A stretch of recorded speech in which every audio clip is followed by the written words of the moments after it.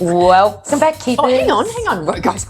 I'm ready. We're keeping it real. Hurry up. Strap yourself in for Keeping It Real with Jac Ral. Well, hello, keepers. Welcome back to Keeping It Real with Jac and Ral. I'm What? Real. Jesus. I'm Gabrielle Dolan. I'm Jac Phillips. Oh, you always like us to say our full name, don't you? I know, because I think it's important. Every other podcast I listen to says it. We don't want to be like every other podcast. Oh, well, We're keeping it real. Okay, whatever. Okay, so today's episode... Oh, scares me a bit. Yeah, well, I reckon it might scare a few people. Some people might even switched off already because of our, very polished introduction or because of the topic. So the topic is about how to embrace AI. That is not artificial insemination, by the way. But, For my country listeners. whatever, turned you on. And specifically, we're going to talk about ChatGPT because I think that, AI is a big, massive umbrella, and ChatGPT is one of the very many large language LLMs. models. Large machines. language models. Yeah, models, right. And so we're going to talk about that. So that's what we're going to do. I'm excited. AI is transforming my life. I'm using it more and more and more. And I think I said to you this before when we were talking about this, when we were being structured, not scripted, is that I've been using it consistently now probably 6 months. And the difference between when I started using it, both the tool itself and my own confidence and capability to today is immense. And that's just in 6 months. Yeah. And that's not a surprise because it's getting better. So ChatGPT is getting better because it's machine learning. So it's learning. So do you know what GPT stands for? So ChatGPT. Generally pretty talkative. Well, it's probably accurate, but no. Okay, hang on. Let me have another one. GPT. Great at predicting text. Well, that again, close, but not what it stands for, even though it's very good at that. So a GPT is a generative pre-trained transformer. Generative pre-trained transformer. Which seriously has to be the worst acronym, seriously. The people that decided to call it a GPT, well, they're nerds. What is that? So, but what it's saying is this thing has been pre-trained. Yeah. So it's taking everything and it's learning. And the way it gets better is because if you use it, you'd probably be used to saying, was this helpful? Yes. And if you go no, then it learns that wasn't a correct answer. You know what I'm getting now? I'm getting, would you like presentation slides with this? Yes. Would you like me to do additional notes? It's like, wow. Would you like me to drill down on any of these Would you like topics? to come and clean your house? Yes, please.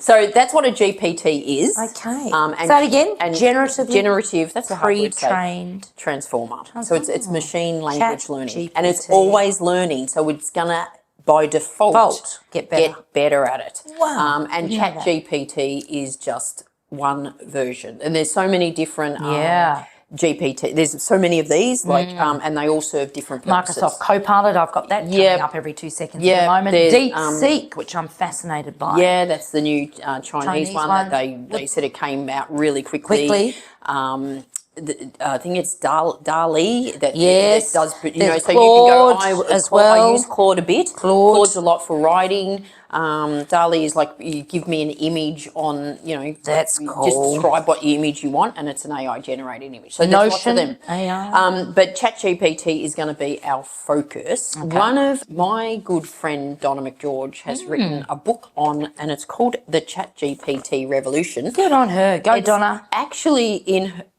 she's updated it as well. So it was first written in 2023. I think. Go Donna. So very quickly. Right on the In fact, it came out about 3 seconds after ChatGPT. Good on her.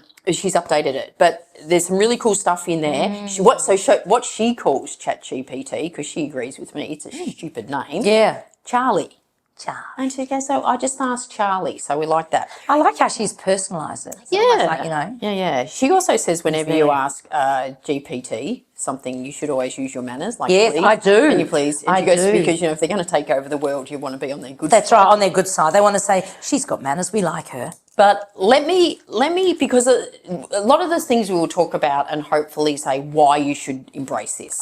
So why of is this reasons. important? Lots of reasons. And there could be some people that go, well, I've got no. Why would I use it? And when we tell you how we use it, I'm sure you'll think of other things. The risk is if you don't use it, I'm wondering how you're going to be employed yeah. or how you're going to keep up or be How you're competitive or gonna- be efficient. How you going to operate in a world Correct. in 10 years' time if you do not start learning this I think now? less than that. It's now. It's people are using it now. Open the Fin Review and the companies are telling you how their CEOs are using AI. In Donna's book, there's a little great some information here. I'm going to do a little spot quiz. Oh gosh. Keelan, you can play along too. You can play along at home.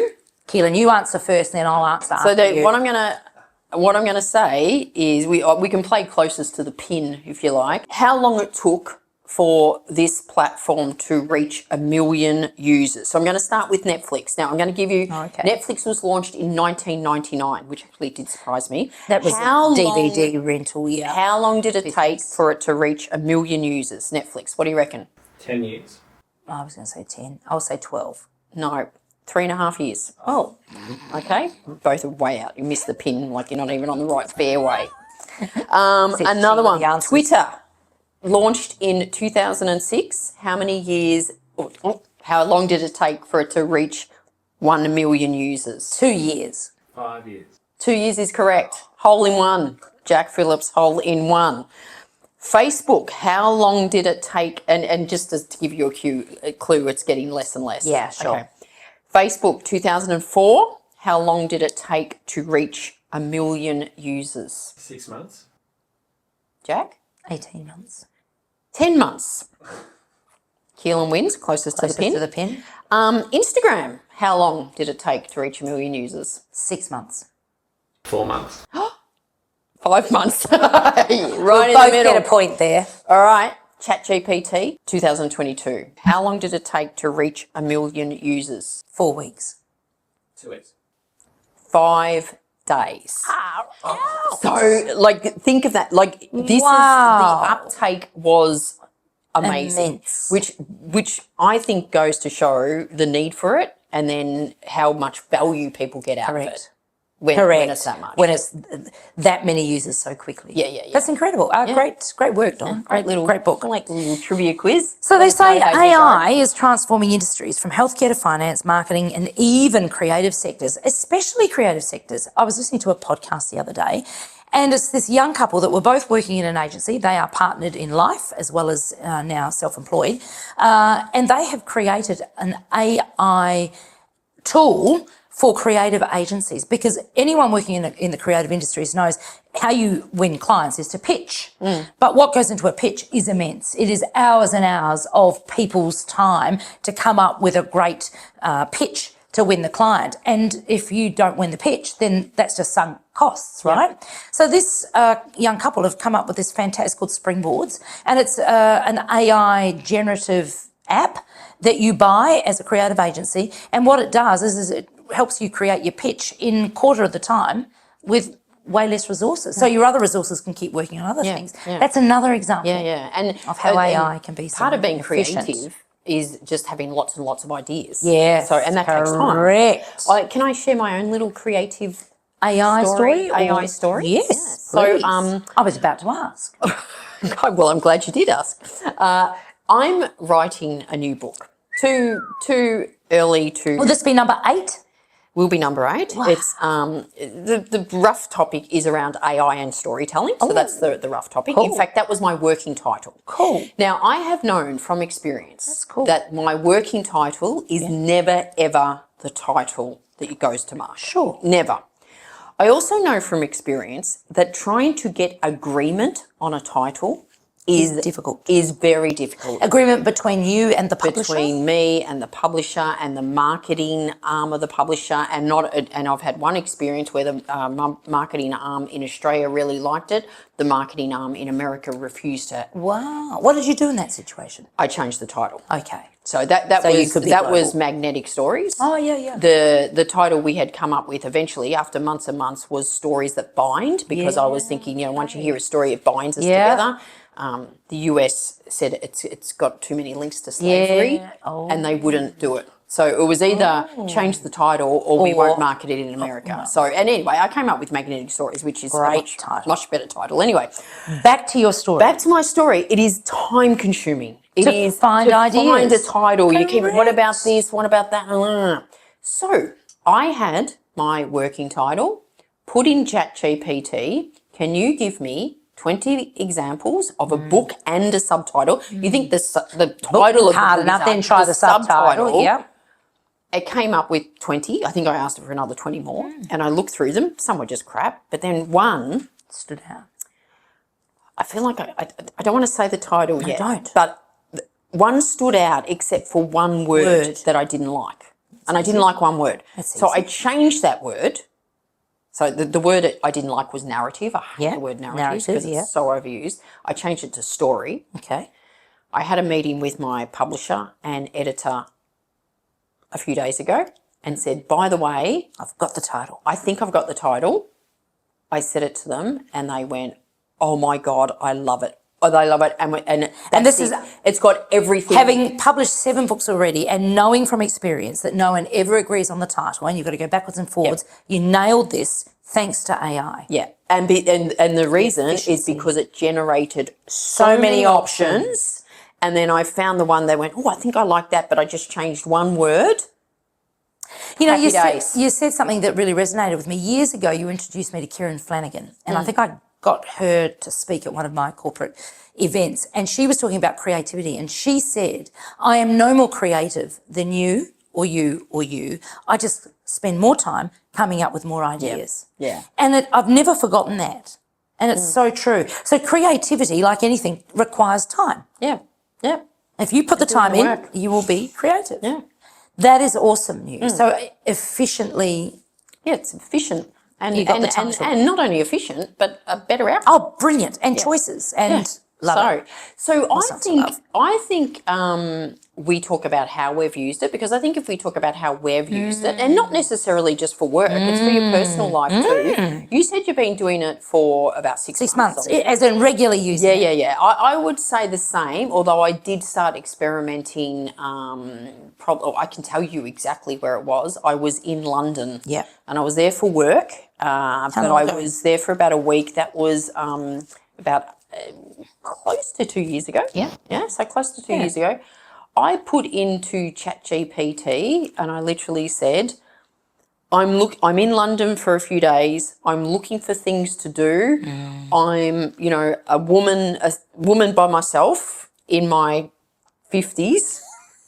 Can you give me 10 things I could do? And then I said, do not include museums or art. Anything educational or cultural. I can guarantee you I'm going to get bloody shopping. 10 art museums. No art museums or museums in general. I like how you told it what you didn't want. It came up with a list. One of the lists was this interactive little 1.5 hour thing on War of the Worlds. And I went, that sounds cool. And I went along and had a fabulous Which you time. would never have I would done that never have otherwise. thought it. Never found it.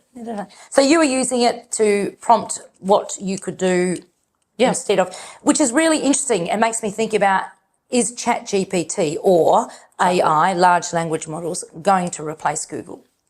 Oh, so Because I'm going straight to ChatGPT more and more now to answer questions for me. It is. So listening, a couple of episodes ago, we talked about our favourite podcasts, and I was listening to Pivot and Scott Galloway, and they were talking about, for the first time, Google's search engine has dropped down. Wow. Well, like a certain amount. Wow. So let me give you an analogy that I think shows the difference between Google, like doing a search, and ChatGPT. If you walked into a library, there's this massive library that's got every book or article that's ever been written, and you went up to the librarian and said, I want to find out how to start a podcast, right? Let's just say that, right? Whatever. Love it. With Google, it will point you to an article written on that, a book written on that, maybe a YouTube video. So it will point you to the actual, the physical, the content. The topic. With ChatGPT, instead of the library in Google, the librarian's going, yeah, well, we've got 10 books on that, and these are what they are, useful. Yeah. ChatGPT has read every single book, has read every single article, and it won't point you to them. It'll summarise it. Love And it. then you could go, give me the top 10 tips of Love starting a it. podcast. Then you could go, give me the biggest mistakes people make On with podcasts. Can you drill down more into that? So that's what it's like. that is a great librarian analogy. that has read Every single book. So as opposed to Google that just points you to the topic, Yeah. this is actually about someone who knows the topic and can give you the Yeah, summary. and it's constantly learning. Very cool. Now, a major pitfall, Prompts. carrying on surely. with an analogy, is it's like a very, very eager intern. And what it will do, if you ask it something and it doesn't quite know, It'll make up it'll shit. just tell you shit. Sounds a bit like you and I. So to test this, one of the things I was talking We could about, be our own language model. you know, because it's learning. Yeah, and yeah, actually, if you get on the paid version of Yeah. ChatGPT, we're going to talk about the free version, but if you get on the paid version, you can train it in your own style. Yeah, so clever. So I actually asked ChatGPT. Are you on the paid version? I am on the Yeah, paid version. let's move on to What is the writing style of Jac Ral Dolan? And it gave me a list, and it was actually really It was accurate, like, you know, good. informative, casual, blah blah blah blah blah, right? Stories, And to test it out, the accuracy, I said, "What is the writing style of Steve Dolan?" Yeah. Right? Steve's never written anything thing in his that's been life. published No. on the internet. And so what did it say? it spat out, unlike Jac Ral Dolan, it actually sounded pretty accurate. But it was made up bullshit because he's Steve never, has never ever published written anything. And then I said, can you please cite the sources that Steve Dolan has written that you've taken this information from? And then it came back and said, Steve Dolan hasn't written anything. I just made it up. Yeah, well, it didn't That's say that, amazing. but it's made That up. was a clever question that you put to Yeah. it, actually, just to validate it. GPT. Do you see it like as a little person? Do you see it as a personality or a human sitting there doing it? Like Charlie? Like Charlie. Donna's called it Charlie? So, Interesting. so you've got Great to, analogy. You've Great got analogy. to test. You've got to. Yeah. You've got to check everything yourself. Yeah. So, for example, I was looking for writing the book. I remember this story about Steve Jobs when the iPad was being developed, and someone gave it to him and he threw it in a fish pond, in a fish bowl, and said there's air coming up, so there's room. And so I put that in the iPad, and it gave me the story, the backstory. And then I thought, hang on a minute, it wasn't the iPad, it was the iPod. Right? So it was the iPod. But it said iPad. And then I went back and said, can you confirm, was this the iPad or the iPod? And it came back and iPod. said it was the iPod. But because I asked it about Yes. the iPad, it told me the So story. your point is You got to check. fact checking is pretty yeah, important yeah. because it won't always be spot on. Yeah. Amazing. Yeah. So for people listening that are a bit ginger about this, maybe just dabbling in a tiny bit or not at all, what are the benefits for their careers of learning AI? I've got some views on that, but I'd love to hear yours. Yeah, well, there's often people saying you might lose your job to AI. You will not lose your job to AI. You will lose your job to someone who has embraced AI. I love that. That's seriously. Exactly right. And like, why the hell would you not use it? To me, it's efficiency. So for professionals, I use it, when I write a blog post, I just put it in.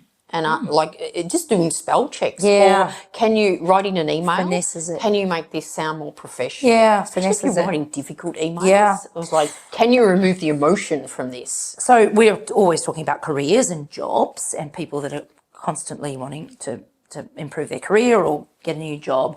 I was helping a client the other day and they were applying for a very significant role, and there was a real criteria to apply for and different sections, and they said to me, I'm overwhelmed by this, I'm tired, I'm doing this late at night because I've got a big job, they're a very senior leader. And I said, why don't you use AI? And they said, what do you mean? I said, pump in your resume, copy and paste it, word for word, straight into the prompt, and put there, how would my resume respond to this particular question? I said, and do that for each of the questions, but put in the actual question. Do you know they had, within half an hour, completed the entire form, and I think it was about 8 questions that were really quite deep. Show us and talk to us about a time where you were able to demonstrate professional and personal integrity in the role. and it just used all of their resume, and the stuff that came back was brilliant. Yeah. So you can use this not only to write your resume better, but to also write and apply for and be really quite smart about how you do that. Yeah. So I think there's so much, support there. Can I give you another example Please that do. just literally happened this week? So Jess, my daughter, is, she's doing in her final year of uni this year and wants a job in ag science. So she's starting to get ready for that. And part of it was updating her LinkedIn profile. And so she's got a part-time job at a dog daycare centre. And she's going, Mum, what can I write about that? And she told me what she wrote. Yeah. And I go, let's put it into ChatGPT. Right? So you talk about the prompts. The more specific you are with the prompts, So learning how to do prompts. I've been in technology for 30 all years, about the and it's all prompts. garbage in, garbage out. Yeah, right? too right. So I literally, and she's sort of it was like, what, like, and she uses ChatGPT for uni. I mean, God, Everyone all kids does. are using it, right? yeah. But I said, can you provide some text that you could put in a LinkedIn profile summary for a 21-year-old that has a job in a juniorish job in a dog care centre? And Up at spat. 10 seconds, blah, blah, blah, blah, blah. I said to Jess, this sounds pretty good. And it not only sounded pretty good, it was really accurate. It was actually, she went, oh my God, can you send me that? Yeah, that's exactly what I'll use. And so now, instead of her just agonising over this and this, it took seconds. And So of the course she would efficiency- change it and remove some stuff that wasn't relevant. You still want to do that. the boosts productivity. So if you're wondering about what the benefits are, career and day-to-day, boosting productivity, improving decision-making. Yeah. So they say, what's the difference between a great leader and an absolutely awesome one makes better decisions than the other, actually, and has to make greater judgment calls. AI can help improve your decision making. CEOs aren't just using generative AI to write emails and speeches. They're also asking it for advice on strategic decisions and making digital twins of themselves that can help coach others. That'd be out of a freaky. job. That's like a Digital twins. avatar. But I was reading in the Fin Review about a CEO who recognised that there was going to be an aggressive takeover of his company. And so he spent the night into the wee small hours working with AI to figure out how to be prepared for that, what he needed to know about, what he needed to think about, what sort of comms, who were the stakeholders. He said it absolutely gave him a massive competitive advantage. When you're preparing and going into something like that, just ask, Clever stuff. again, telling ChatGPT what the situation is. Give me 10 things I should be, what would you ask me? Yeah. What questions should I get asked? What you should ask me? It just helps Of course you do. It people does. prepare for that. But it's like anything. Just start using it. Yeah. Start practicing like you and I did, playing with it, recognising, oh, this is getting better. Yeah, It's yeah. getting to know us. Yep. Reading about it, talking about it, listen to this podcast, share this podcast with somebody, have a crack at it, get on ChatGPT. And there's so many that are free. Yep. I know a lot of teams or, people leaders that see now ChatGPT as another team member. Yeah. And so It's an I actually extension write of the about team. this in the book. You know the old De Bono six thinking hats. Black hat, yellow Sometimes hat, when you're brainstorming, white hat, it's human nature. Yeah. For you brainstorming, oh, what about this? And you go, well, that won't work. Or we tried that, but that's not good brainstorming, but it happens because It does. If you got ChatGPT to go, give me 10 things that could possibly go wrong with this, or 10 markets that would value this. Yeah. It's There just it is. Bang, bang, bang. There and it it is. comes back The to it's not efficiency. more creative. No. It's just pumped out 1,000 or 100. Let's say it's pumped out More 100 things in a ideas. minute. Correct. Then you could have a team of 10 people, and Try and come first up of all, with they those. wouldn't even get to 100. No. And it would take. But hours imagine the and hours and time hours. that it so would take. It's just critical to use it for Totally your right. job. But again, the personal, I talked about Bermagui and our veggie garden. Yeah. I planted all these things in spring, ready for summer, and I think when I'm back in summer, I want to plant stuff for autumn, and you plant. Now that's all in book somewhere, and I of could course do it is. it, but I literally put into ChatGPT. And there it is. You told him exactly where I was. It was a temperate thing. Yeah. Can you list 20 Yeah. things I can plant? Yeah. When and where? And then I said, can you give me another 20 more? Then I said, could you throw in some companion plants? And then I said, can you put this in a table? I love it. And there it was. It was like, this is minutes. Yeah, it takes minutes. I'm just thinking, like, I've got 3 ingredients in the fridge and I need to make dinner. We've done that. I mean, how good is that? Over How January, good when is we had that? zucchinis coming out of our ears. There were so many, and it was like I also had lots of tomato and lots of corn and lots of basil. Can you give me, like, Some I keep saying 10. recipes. Give me some recipes that Yes. use zucchini and basil and tomato. People, get on it. It is such a great tool, and you don't want to be left behind. You don't want to be and left you want to behind. be able to talk about this stuff and talk about it with some sort of confidence. Yeah. And if you are a creative and you're not needing to use it for writing, well, then there's imagery.